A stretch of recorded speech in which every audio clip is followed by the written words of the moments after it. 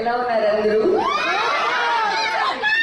And I really sorry, నేను late చేయలేదు. కొన్ని టెక్నికల్ సెక్యూరిటీ ఇష్యూ వల్ల బయట వెయిట్ చేస్తూ ఉండేదాన్ని.